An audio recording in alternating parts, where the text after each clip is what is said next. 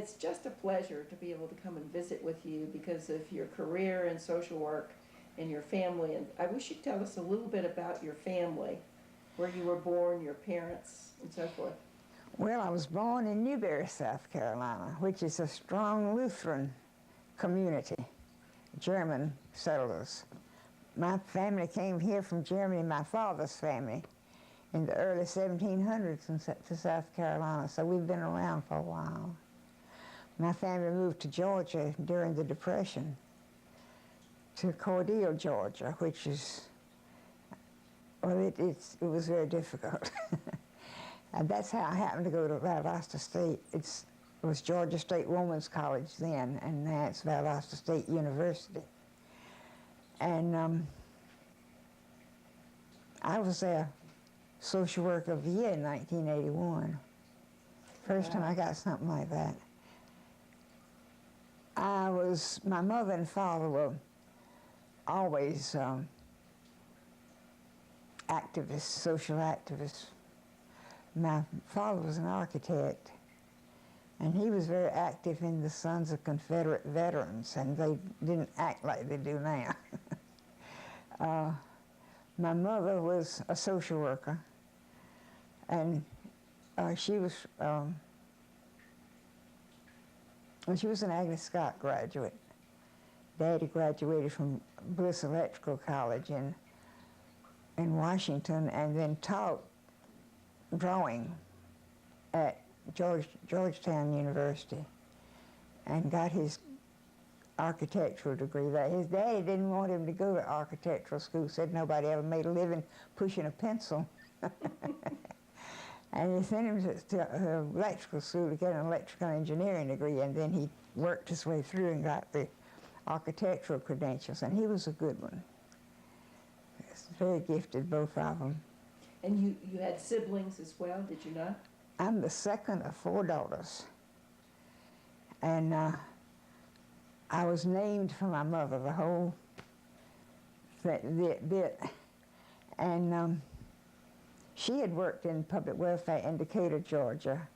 And then some years later, I worked there, and they got my records mixed up, and I had to go down to the State Department in Georgia to straighten them out. But when I was a child, I went on a lot of trips out in the country to visit folks, and I got a good lesson, some good learning from observing her as she talked with people and the things she did. She was a very gentle, warm, but firm person. There was very little formal programs at that time. That's right. Do you recall what some of them were? You mean? To help assist people. Mother was the first county welfare director in Crisp County, Georgia, and that's when the things were first getting going. Do you remember the year of that? 1933. Just so we were coming out of the Depression. They were just after Roosevelt was elected, took office. And he didn't waste any time. It was as terrible, the conditions we were in. And I know we'd have tramps coming around wanting food. Mother would take them in and sit them down at the breakfast room table and give them a good meal, and then they'd go off. We didn't have all these things with people breaking and entering and taking advantage of things like they do now. So despite the poverty, crime didn't exist really as such? Very little, very little. Mm-hmm, mm-hmm. And some of the programs that your mom administered were what? Help with food? Well, she administered the CWA and the WPA and whatever that acronym they had for it as they came along. Mm-hmm. They'd have one, and then they'd start another, and it would replace that. But they did have a food program, yes. So tell us a little bit about what was the WPA. What did that do? That was the Works Progress Administration, and that was the one that helped build buildings and the infrastructure. Of lots of things that we have now. Yeah. Bridges, roads, forests, all that sort of thing. And what did did your mom have for women at that time? She had a sewing room, and they worked and made things and this was still part of the CWA or the WP. I can't remember which one. Right. That was so long ago. But also they had a situation where they made rugs and little dolls and things out of corn shucks. Anything you could find to make something out of, they did. These rugs were round and, you know, circular things, and they were beautiful. So practical things for the house. Yeah. To upgrade the quality of the house. Uh-huh. The housing stock must have been rather poor too, because most people wouldn't have electricity and water and so forth, would they? Supply that at that time? A lot of the poor people did not have it. That's right. And they were helped with that. And so public health was really a problem. Yes. A lot of children died young. Oh, yeah. Especially in the second summer. If they made it through the second summer, they thought they would be all right. Mm-hmm. Was your mom involved in sort of the public health issues and so forth as a social worker too? Was that part of her, the health issues part of her job? I can't remember the details of that, but I'm sure she was. She'd get involved in anything that was needed. Mm-hmm. Mm-hmm. She was what they would call in olden days a lady bountiful. Mm-hmm. She was just would find where the need was and go tend to it. She did that in our church for years. And when they came to Cordele looking for a director for the new county welfare department, the city manager referred them to Mother. And she was one of the few people in that town that had a college degree. Women didn't get the opportunity to get education then like they do now. Mother would happen to be from a family that was able to send her to Agnes Scott. And the schools were gender separated, right? Yes. And pretty much over South Carolina, as they were. Now that was in Georgia. In Georgia, but all the southern states were pretty much Pretty gender. much. Because I know in North Carolina, they were certainly at the university. Yeah. Women weren't allowed except on a graduate basis. My mother was a suffragette. Oh. And she was really working on this business to get she was in college at the time. And she said that the people at the college rented streetcars, had them out there for all the girls who wanted to go to this big conference down at the city hall in Atlanta, the new city hall it was then. A new, I forget what they call this thing. Anyway, they went there, and she says on a tape I have the names of 3 of the people that were there, and I can't remember anyone, but Jane Addams was there. And she was quite intrigued, and she got to meet Jane Addams and to talk with her. And she was fascinated with her.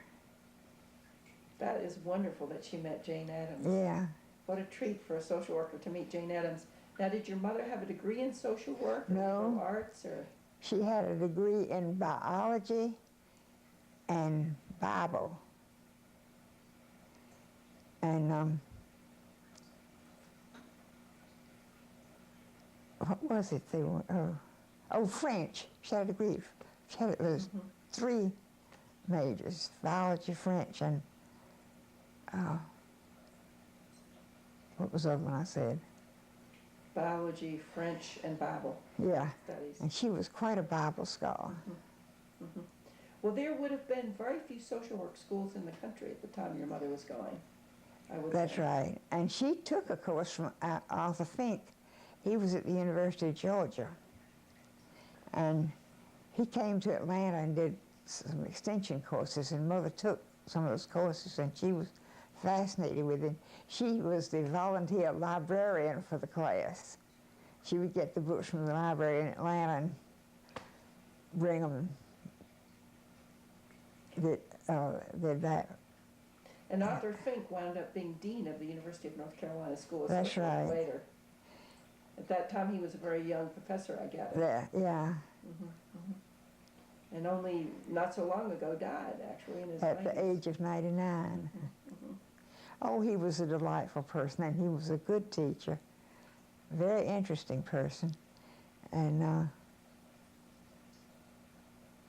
this is off the Fink story, but maybe I should tell it and you can cut it out. Sure. One day I went into his office. I was working at Alexander Home in Charlotte for my second year fieldwork placement. That's how I got into psychiatric social work.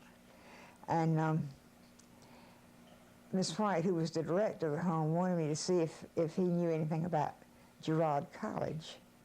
She thought we had a boy that might be eligible to go there. So I went in his office and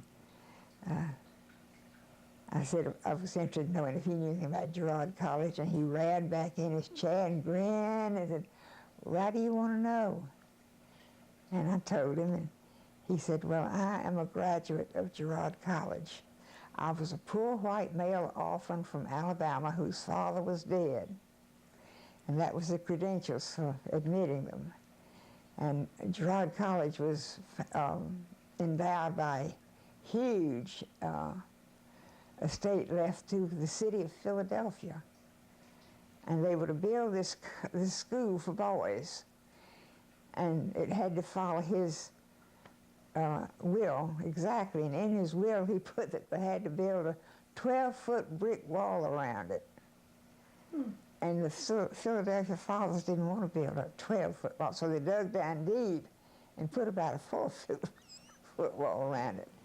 But he was there. He did his, from the time he was 11, 9, 11, young anyway, and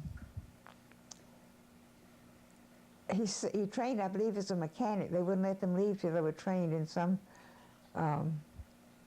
income earning for trade. And then he went to the University of Pennsylvania and eventually taught there. And then he came to Chapel Hill. Mm-hmm. Now tell us how I already knew about him, see. Right.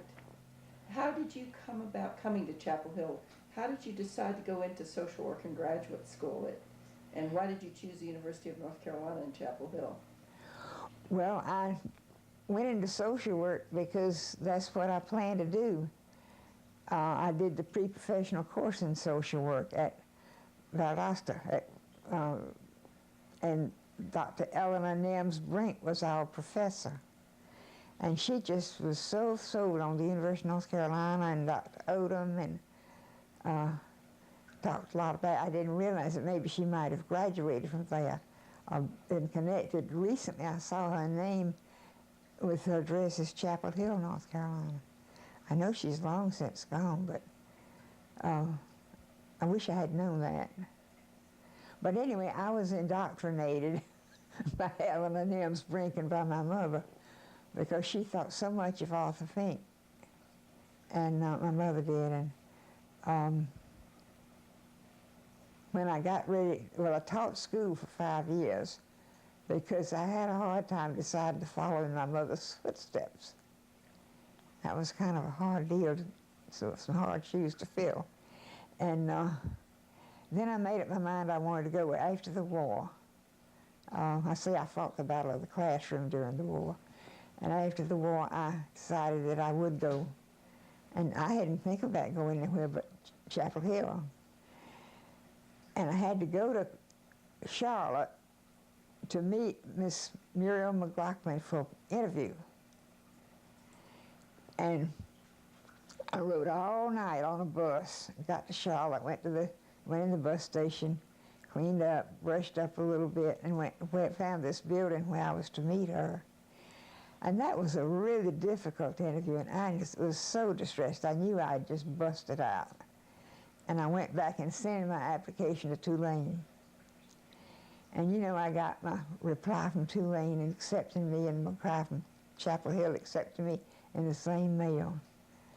And I said, well, if they put anybody through this, if they're this selective, I better go there, to Chapel Hill. So that's how I happened to get there. And like I said before, a whole new world opened up to me. All I knew in Georgia was public welfare, and the child welfare work in a public welfare department was the top echelon. That's what year was that? Do you remember? 46 is when I went to Chapel Hill. Mm-hmm. And how did you come about moving into mental health? Because you're a trailblazer into mental health. Yeah. Well, I didn't know much about it, and I went up there and I learned this from the classes and so forth, and I was really interested in psychiatric social work, but the only placement they had was in the mental hospital, and I was afraid I couldn't handle that, so I didn't go that route at first. And then they had this program, this placement to open up in Charlotte at Alexander Home, which was an orphanage that was in the process of being changed to a emotionally disturbed children treatment center. And they offered me that placement, and I went. They recommended it for me. And I went there, and I had my second year fieldwork placement there. My first year was in Red Cross in Greensboro, North Carolina. And then I went to Charlotte for the second year. And I just loved everything I was doing. Did you do a block placement, or did you? We did a block placement. We went to field work 3 days a week, and we were back on campus 3 days a week. And that trip from Chapel Hill to Charlotte, and then Charlotte back to Chapel Hill was a back-breaking job, but we did it. Did you drive, or there was a train? We drove. The roads must have been pretty arduous. Yeah, round and round, and no superhighways. I was amazed when I went to Germany in 1958 at the roads over there, the Autobahn, and we didn't have anything like that. Now we do. Now, your field placement obviously played a very major role in the decisions you made of how you would pursue your career. Is that correct? Yes. What do you remember as being the most influencing thing about the field experience?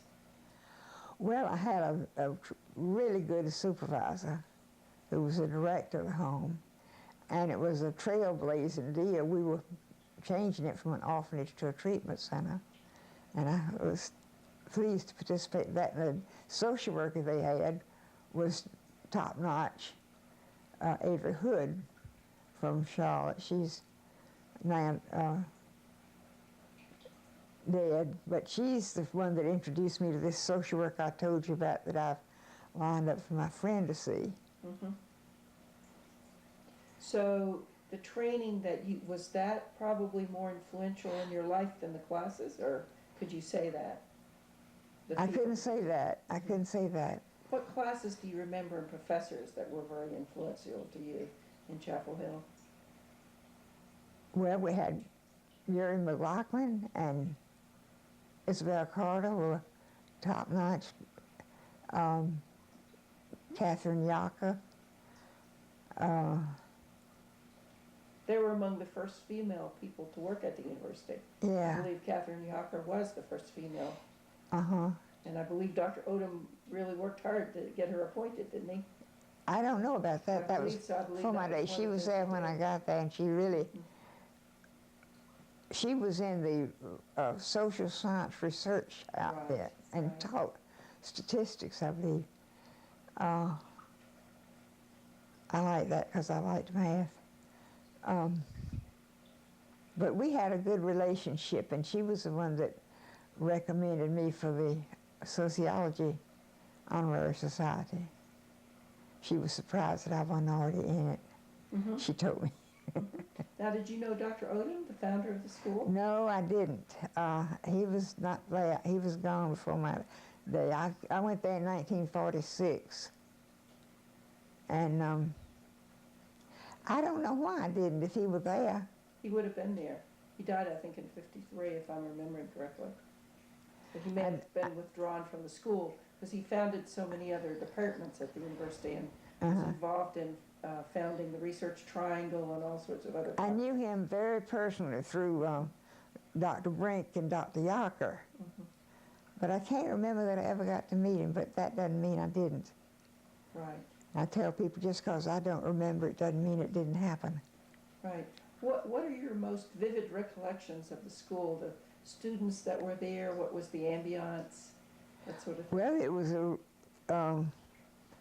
good mixture of people from all over the country. I made some mighty good friends, and one of them was my roommate the second year. I lived next door to her and her roommate the first year, and we've kept in touch all these years, and kept in touch with several of them. Now, where was the building of school of social? Was it in Alumni Hall at that time? It was in Alumni Hall in the basement. That was before the move to the old, probably the old consolidated building wasn't even built at that time. No, So that was before Gladys and Albert built that building for the Institute of Government. It became Friday, the consolidated office, when Mr. Friday became president, and then the School of Social Work. I remember the Institute of Government being there, when they built it, but and I visited the School of Social Work when it was there, but I never found my way around there. Never found your way around here? But you've seen our new building, though. Oh, yes. I think it's wonderful. Yes. Yes. Yes. So, then what did you do once you graduated? You would have graduated around 45, right? 48. 48. So, I went to work at Alexander Home. In fact, I was employed there before I finished school. Avery Hood had to take maternity leave, which they didn't have in those days, and I was employed to take her place. And she was a graduate of the New York School. I forget where Blanche White went. But anyway, they were really top-notch people, and I had that kind of exposure. So when you began to work in that field and you had these young people, they were males, right? Were there females also? The children? Oh, yes, both. They were both sexes. Okay. What generally were the problems with the children that you saw that you dealt with as a social worker in mental health? Well, these children had been placed there, had been removed from their parents, and placed there as to be reared. And they had very little contact with their families. Some of them had none. They had visiting hours on Sunday afternoon from 2 to 4, one Sunday a month from 2 to 4, and that's the thing the children complained about the most. And how terrible visiting day was, because some people had visitors and some people didn't. I did my master's thesis on that. And what were your general recommendations? Did you take it to this particular place where you were working? Your recommendations from your thesis? Oh, I developed them right there. I got to get a drink of water. Okay.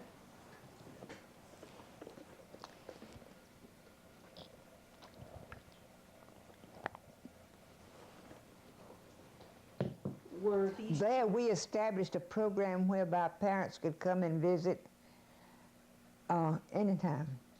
So you opened it up? I opened it up, and they came, and it just made all the difference in the world in the children's attitudes and feelings. And we had to find, well, first thing that was done, and this was going on when I got there, was to find the parents, the families of these children that had been separated so long, and reestablish relationships and see which ones could be returned to family. And all but 8 of those children, there were 38 of them, and all but 8 of them were able to go to family or relatives and were happily placed. Those 8 that we had, the board felt they needed to continue rearing because they were teenagers. And one of them was in school at Presbyterian Hospital in nursing already at that time. And they did follow through with seeing that they had their education. There were 3 that was brothers and sisters, and their mother was mentally ill. And there were 2 sisters whose brother was is now a famous baseball player, and so is his son, her nephew. But anyway, they stayed there until they finished and moved out to one of them got married after she finished school, and they saw them through to a good ending. Now, as this began to end, you moved to another site, did you not? To expand the knowledge that you had in this I moved. home and used it? You did. And you stayed there, what, 2 or 3 years, and then you moved? I moved to, I was there 6 years at Alexander Home. And then I moved to Rockingham, North Carolina to help reorganize the county welfare department. My friend was the director of it, the new director. They called it the superintendent in those days. And she was reorganized and wanted me to come and establish a child welfare program. So I developed the first child welfare program in that state and that county. And I wanted to learn everything I could about children. I'd had this wonderful experience at Alexander Home with all different kinds of psychiatric and other problems. And I wanted to, in North Carolina at that time, child welfare services was top-notch. And they had everything that had to do with children came under child welfare services. And I was going to do some of it myself. I didn't see how I could supervise people doing it if I didn't know how to do it. And I did adoptions and foster care and juvenile court work and domestic court work. And anything that came up that had to do with children is what we did in North Carolina. When I moved from North Carolina, maybe I shouldn't say this, when I moved from North Carolina to South Carolina, it was like moving from day to night as far as the progressive attitude of public welfare. So you basically, during your career, worked with children primarily, rather than other ages. That's where you concentrated your work. Yes. And then after you finished in Rockingham County, Richmond County, what did you do next? I came to Florence, South Carolina. That's when you moved here. In 1956. And that was to establish a new mental health center. First one in a rural area. In South Carolina? They had 4. Columbia, Spartanburg, Greenville, and Charleston. And this was the 5th one. And by all rights, it should not have succeeded because they did all the things before I got here that you're supposed to do to avoid pitfalls. They didn't avoid any pitfalls; they created them. It was a difficult assignment, and there had to be a lot of education. And the first year I was here, first 10 months, I made 84 talks. To this lady on the Mental Health Center board got the message that we had to do this. And she came and said, how can we help you with this? And she got 2 of her friends, and they set up meetings for me to meet with church groups, social and community groups, anywhere that would listen to us. Did churches become involved too? Yes. So you pulled the whole community together. Yeah. And of course, I was dealing with just 2 counties then, Darlington and Florence. And they were close together, and it was a real interesting thing, the way they had worked to develop this thing. But when they got it, they didn't know what they had. That's why I had to do so much education. I remember that Public Welfare had a woman they'd been trying to get to go to state hospital. They felt she needed it. And they finally agreed to let her go. And the day the public welfare worker was to take her to the hospital, she went to get her, and the mother said, she's not going to have to go to the hospital. Nobody will ever have to go to the hospital again, because Senator Graham has got a new mental health center in Florence. So you opened it up to all ages? Yes. That's wonderful. Did you really need to educate people for the acceptance of care for mental illness? Yes, about the center and what we were going to do, and about mental illness, and it was a broad education program. I met them where they were and talked about it. It was when I said if I'd known I was going to have to do any public speaking, I probably would not have come, because I was so shy and so frightened by the idea of public speaking. But I found I had to do it, and it was the only way to make this thing go when I did it. These ladies went with me and supported me. And one of them got up a big luncheon for people from all over the 2 counties and developed a volunteer program. We built the building out on the highway. We were first started off in, like they always did, mental health centers in an old Soggy draft, basement. drafty, cold rental building.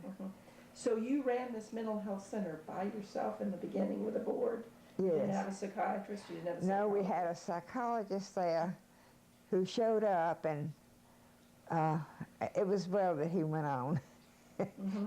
This turned out to be a stepping stone of professional people from the north or west that wanted to go to Florida.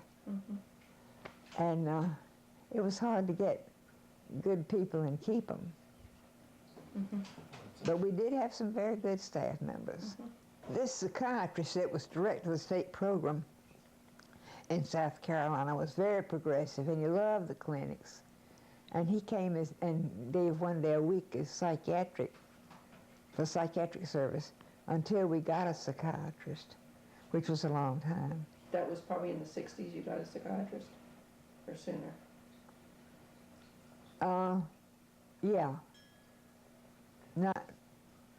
Maybe it was the late 50s, because we built this building out halfway between here and Darlington, and moved into that in November 1960. It was dedicated in November 1960. Now, your treatment at that time, there were very few medications available for treatment. That's right. And so basically your mode of treatment was cognitive therapy Yeah. and behavioral therapy? Or Yeah. how did you treat the issues? Eclectic. We dealt with what they brought to us and did the best we could with what we had, because, well, we had a good bit of training going on in our department. And there was, as you say, there was very little medication. I learned a lot of interesting things from that experience, like the kid that was acting out so bad, he got better and his mother got worse. That made us realize that he was reacting to her problem. Are you a Freudian in theory? No, ma'am, I'm a young Rockian. Good. I'm a Okay. Rockian. Good. I just wondered how, and the other thing, how did you treat chronically mentally ill, like schizophrenia, bipolar disease? Those all went to the hospital. Those, and where was the nearest hospital? In Columbia. So you sent people away from their families, generally. And we have tried so hard all these years to get an acute intensive treatment center here.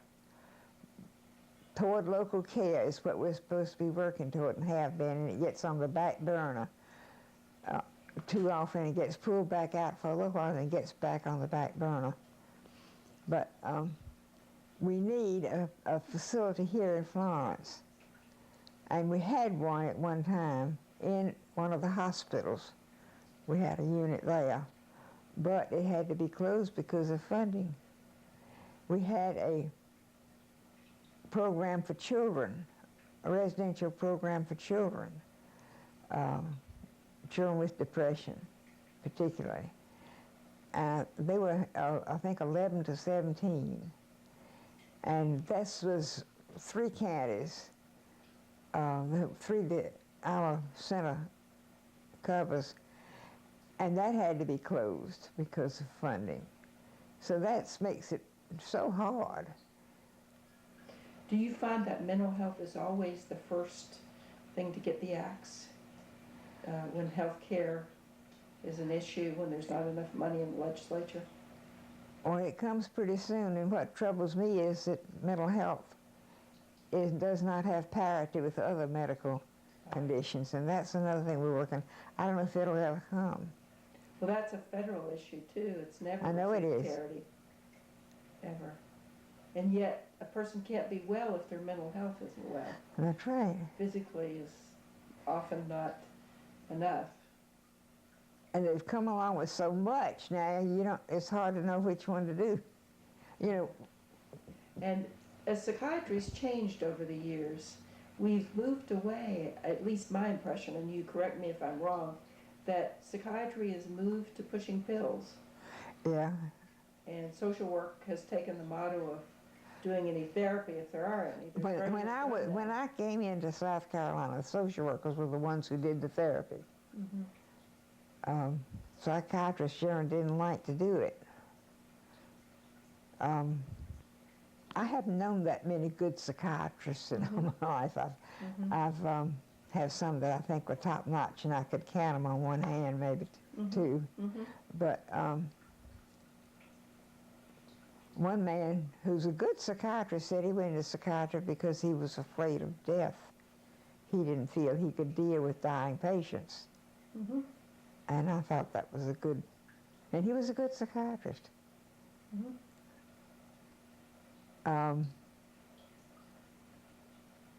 One psychiatrist that we had was a local doctor, and he was a drug addict and alcoholic, and Dr. Mead, who was a forerunner in the treatment of alcoholics, he was the first doctor in the United States to admit people to the hospital with a diagnosis of alcoholism. Mm-hmm. And anyway, he sent this doctor to some treatment center. He came back. The board was so excited because he was coming back. Everybody liked this man. And he came back to be the medical director of the center. And he still was a drug addict, and it really affected our business. Mm-hmm. Now, you must have dealt with a lot of families here in which alcoholism was the root of maybe the problem with the children. So did you do a lot of family therapy? A lot of family therapy. Not necessarily that many with alcoholism, though. Really? I'm surprised. Uh-huh. Because I see that as a huge problem in this country. Well, see, I've been out of the loop for many years, since 1983. Mm-hmm. So in your day, alcoholism was not recognized as a mental health Yes, it was. issue? And we tried to, and we had the separate department of alcoholism and worked closely with them. Mm-hmm. But they had their program, and they built the Morris Center in Columbus, which was supposed to be for mental health, but they put it for alcoholism. Mm-hmm. Mm-hmm. Now, you mentioned depression a bit ago, and depression, I believe, is probably the largest mental health problem in the country. Yes. And you mentioned children. Talk a little bit about depression in children and what you used to see and how you dealt with that. I did a lot of play therapy. And you could get kids to talk when they were doing something else, doing something constructive, finger painting or making some kind of,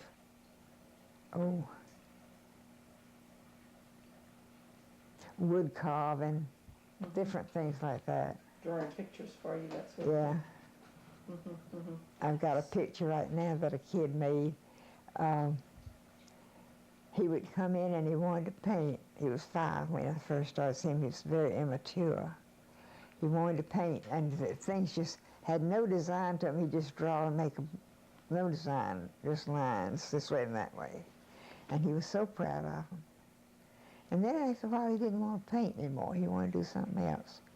And one day he came in, he wanted to paint, and he painted a beautiful picture of green grass and flowers growing. You could see the movement of the wind in the picture. Oh, Lord of mercy, this kid's come a fall piece. The depression lifted, didn't it? Yeah. That must have made you feel wonderful. It was fine. That's why I offered to give it to him when he was grown, but he hadn't seen it. He hadn't been to get it. I'm not going to take it to Columbia for him. Mm-hmm. Maybe he'll come by to see you and... He lives in Columbia. I saw him over there when I was at a meeting of the Dyslexics. Mm-hmm. Do any of your former individuals, children that you work with, come to visit you? Oh, yes. And I saw the card in the paper the other day of one of mine that's gotten he's advertising to his practice of, what is he, he's a lawyer.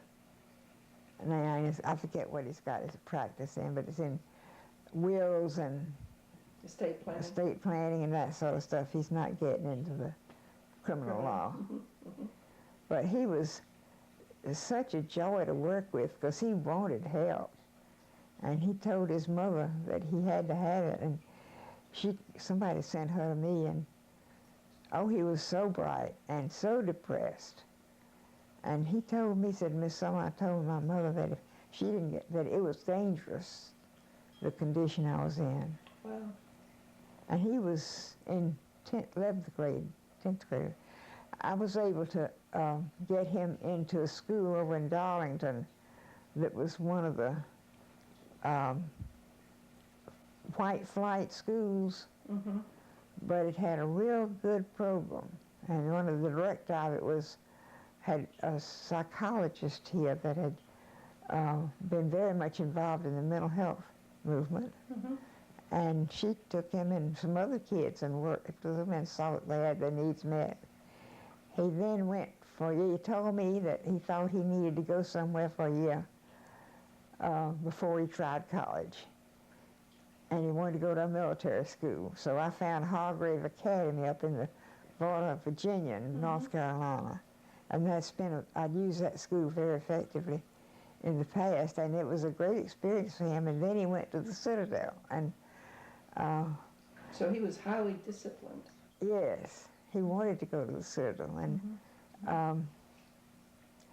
another friend down there, Dr. Orton Wallace, was on the faculty, and he was very much involved in the Orton Dyslexic Society. And Dr. Jim Ward, who was a pediatrician that made this his specialty, supported him through the Citadel. Mm-hmm. I mean, just saw that he had what he needed, Right. didn't go on. And I knew that he'd gone to, I believe it was Virginia Commonwealth or Richmond. One of the good schools. One of the good schools, yeah. Mm-hmm. And I'm just real proud of him.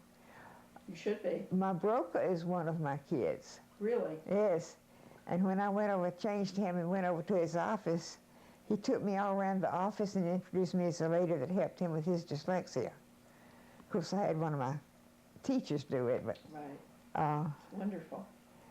And I got one of the sweetest notes from a young man that when the parents brought him to me, the mother said, I don't want you to tell me that my son has dyslexia.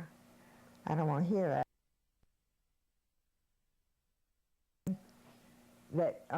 When the parents brought him to me, the mother said, I don't want you to tell me that my son has dyslexia. I don't want to hear that. But he did.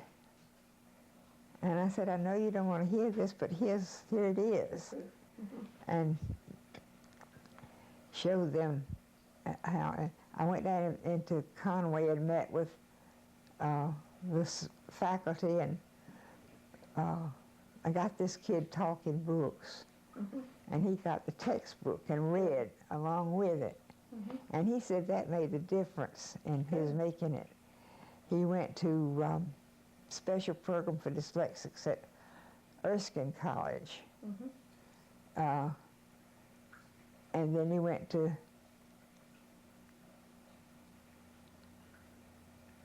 med school.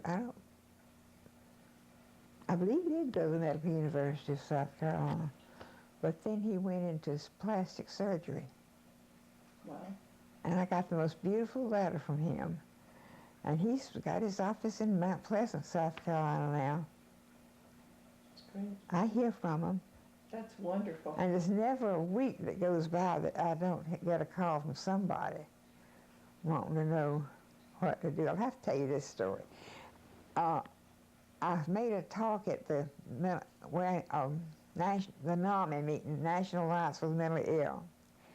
And it'd been some time, anyway, this woman called me and she said, Miss Summer, I want you to see my son. I think you're the only person that can help him. I heard you talking. I know that you know what you're doing. I said, but I'm retired. She said, yes, but I think you're the only one that can help him, and I want you to see him. And I got some more information from her, and I was referred to the mental health center. And she knew somebody that worked there, one of the secretaries, and she was going to call them. Well, I didn't hear any more from her, but one day she called me, and she said, I want you to know that I followed your advice. I went to the mental health center, and several things happened. And he was very much helped, and said, I just was so sure you were the one that could help him. I said, how old is your son? She said, 54. Wow. Isn't that something? But he wanted help. That's marvelous. He wanted help. Story. Great. Now, I know this. I couldn't help him because I just wasn't doing somebody it. Else, right? I did see people for a while after I retired, but then You did. I couldn't stand writing reports. The paperwork. The paperwork. Because I didn't have to fool with all that government paperwork. When I went in private practice, I could call my own shots there. This is one of the problems in medicine, whether it's mental health or physical health. Now it's paperwork. We're burying ourselves in paperwork, I think. Well, it's a problem in education, too. There's these special teachers. I went over one day to a school conference, and this teacher had a stack of things like that she was having to fill out. Right. And she said she spent so much of her time filling out forms that she didn't have time to prepare for her classes. Unfortunately, that's probably true. We've sort of lost some of that humanistic kind of into one thing, I think. Now, there's segregation in the South. And talk a little bit about how that was managed with mental health. And because when you started the system here, it had only been a couple years since Brown versus Board of Education ruling out the Supreme Court. And how did that fit into your whole program? We accepted anybody and everybody. And interestingly, we were not allowed to put down the race, anything race or ethnic, no difference, just that was left blank. And then a few years later, the federal government came back and wanted those statistics. That they had said, you can't do this, and then now they wanted it, and we didn't have it. So you didn't, there was not a problem from the mental health perspective, given different, whether they were black or white, that was an issue. So you left as mental health director in '53? And then you did. I was there for 6 years.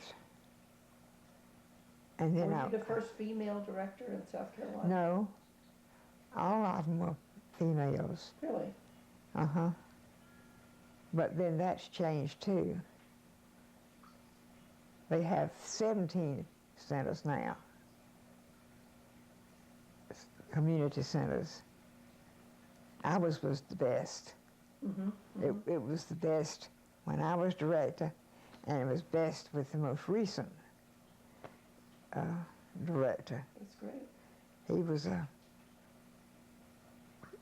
got his doctorate in mental health administration from Case Western Reserve. So you had a real pro. A real pro. He was so good. Talk a little bit about poverty and how you saw that playing into mental health issues too as you ran this mental health center. Yeah, that was a problem because most people couldn't afford to pay.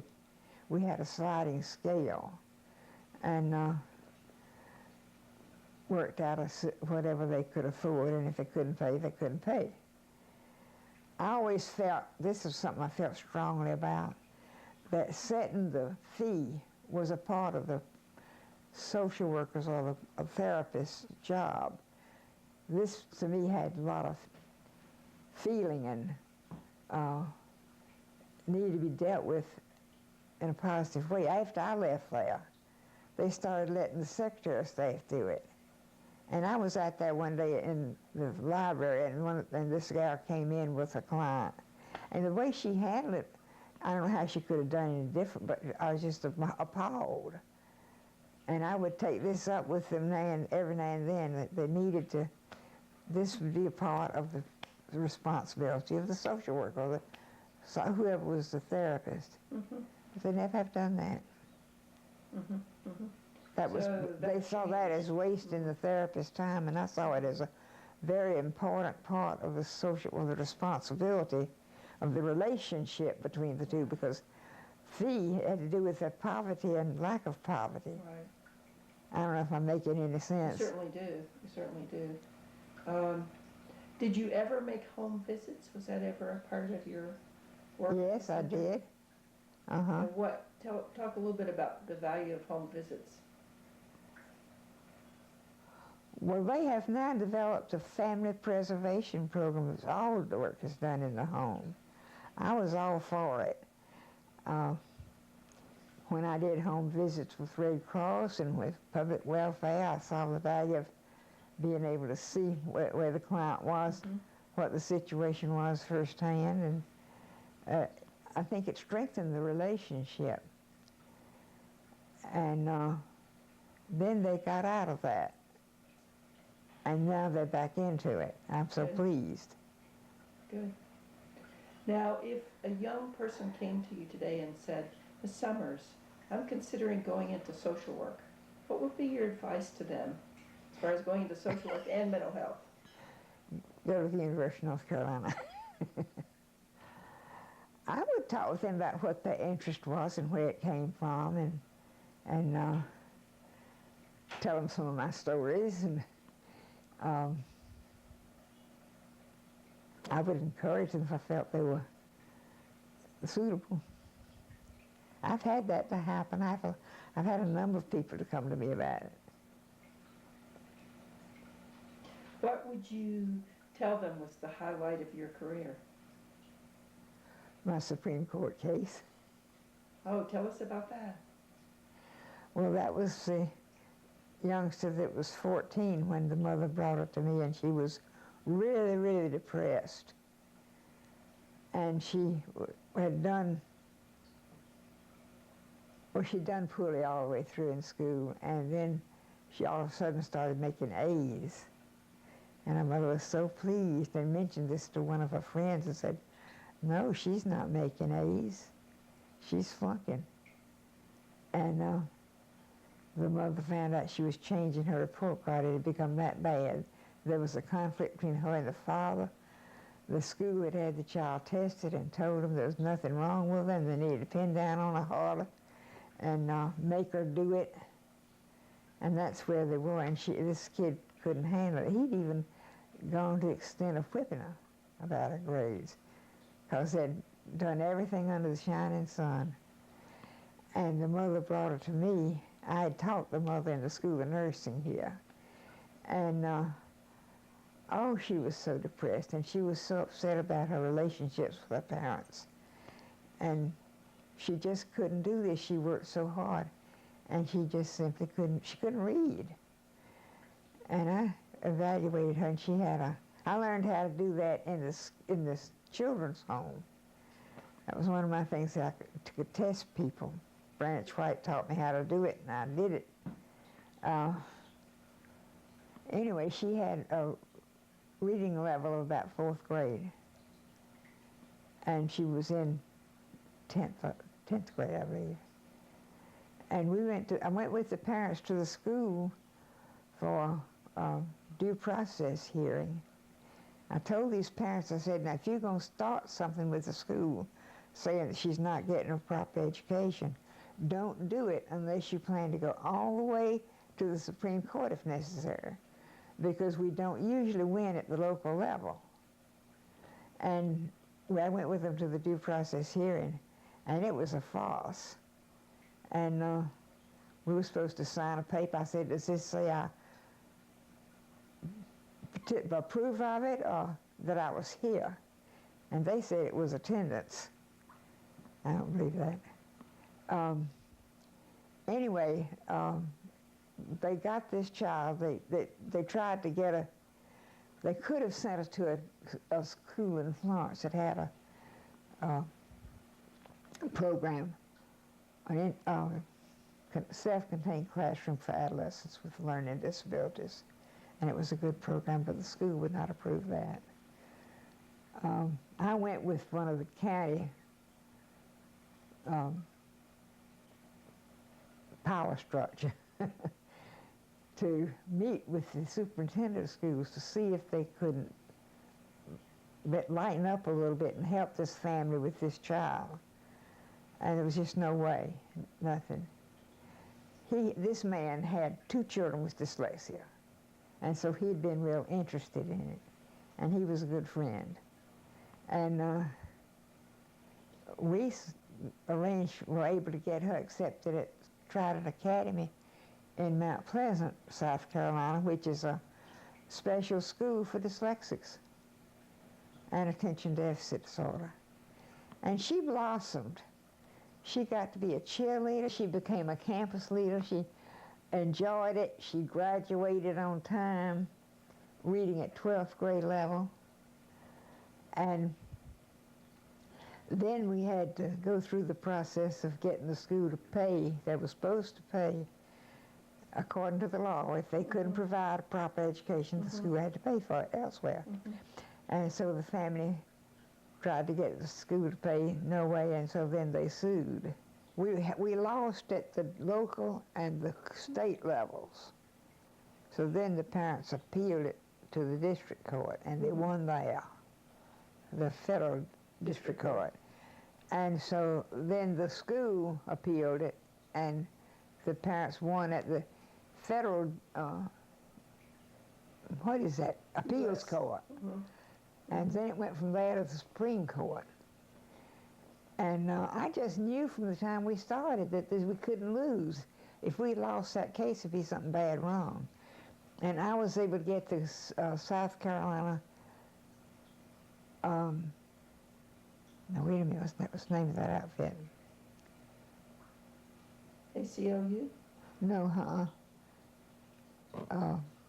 it's a state organization that is an advocacy group.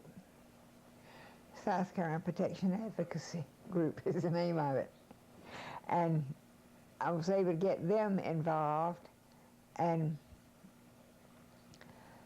they made arrangements with Peter Wright, who is this attorney that I've got this book here, to do the legal work. And he himself had dyslexia and attention disorder and was treated as a child with some of the old pros in the Orton Dyslexic Society, and just a delightful person. And my friend Roger Saunders went to the Supreme Court hearing because he had tutored Peter Wright when he was a child, and he was concerned about how he would present it because he was not very verbal. Said he did a beautiful job of it, and he was so pleased about his student. And I mean, there was excitement all over when this came out that we had won a unanimous decision of the Supreme Court. And one of the people who was so helpful to our side was the new, what's the name, the second woman to go on the court. She'd been on the court about 3 days when this thing was held. Ginsburg? No, before Ginsburg. She's O'Connor. No, it was Ginsburg. Ginsburg, oh, okay. What's her first name? Ruth Bader Ginsburg. Yeah, that's right. She'd been on the court about 3 days, and she really put some hard questions to the school people. They were trying to give them a bunch of junk. But anyway, we got a unanimous decision, and that impact for children all over the nation has been felt. I have a friend who's in Pennsylvania. She was here at the time and working at the mental health center, and she moved to Pennsylvania. And she sent me a program and said she had gone to this conference, a mental health conference, and one of the major things on that program was the Supreme Court case. And she was so pleased she knew so much about it that, anyway, it did have an impact.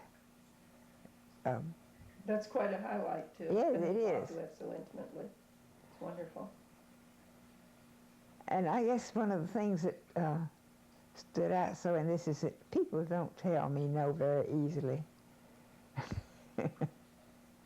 I knew that this had to be an open and shut case with a 14-year-old reading at 4th grade level and not being able to comprehend and being so bright and so depressed. We got her to, I forget which psychiatrist we had, but he put on antidepressants for a while. And it's amazing. She came home and went to cosmetology school. Now she has her own beauty parlor. What do they call them nowadays? It's always something fancy. But she has her own cosmetologist situation. That's great.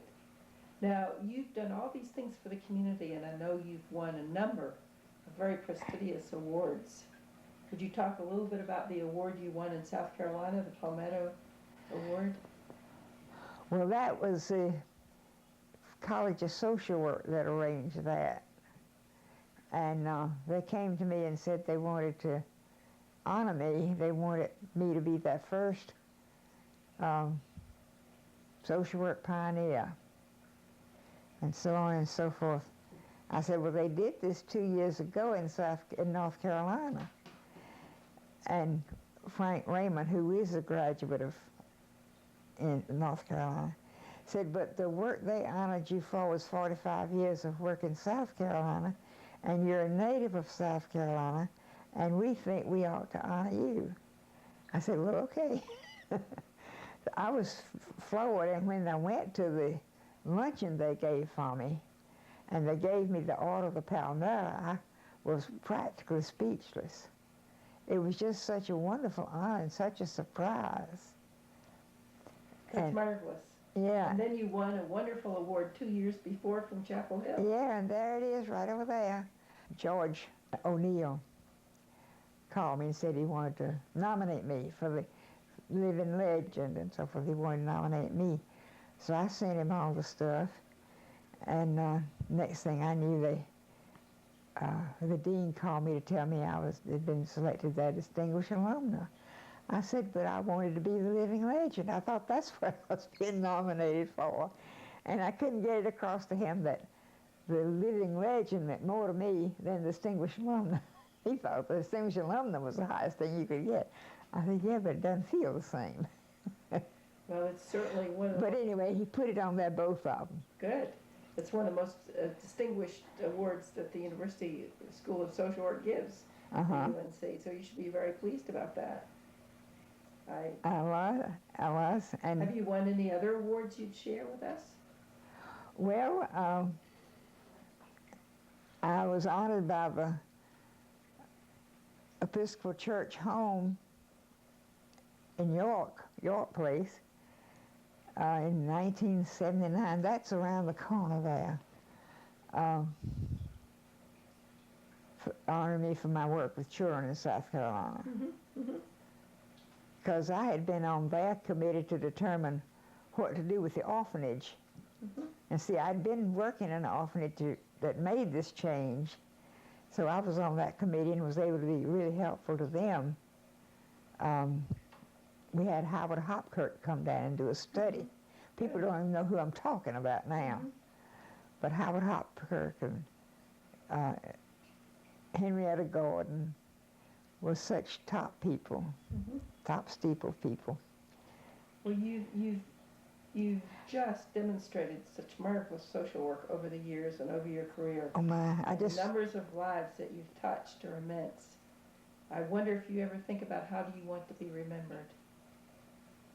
I haven't finished telling you about all my honors yet. Oh, I'm sorry. Let's go back to your honors. I apologize. I got a silver thing over there. I was a distinguished alumna at Valdosta State College in 1981. And I used not to be so brazen about telling about it, but now I am. Good. I'm willing to share it. Good. I was honored by the Florence and Darlington County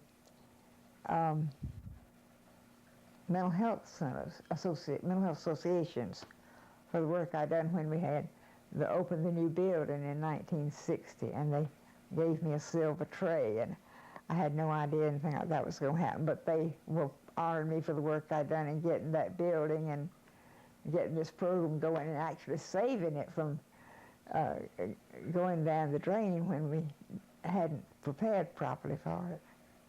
Well, Linda, I just want to say thank you so much for your generosity of sharing of your life, your gracious home, and I want to say to you from this photograph of you where you describe yourself as a shrinking child behind your father, Shy, you yeah. became a giant.